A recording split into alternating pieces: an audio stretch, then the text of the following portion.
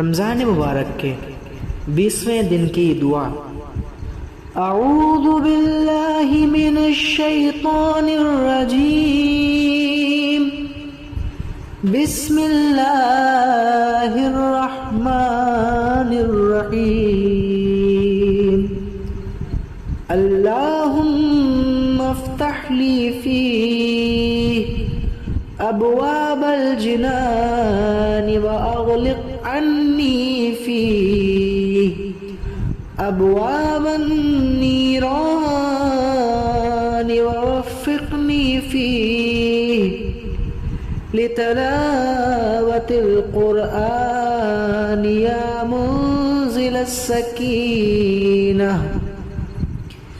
یا منزل السکینۃ فی قلوب المؤمنین، اللہم صل علی محمد وآل محمد۔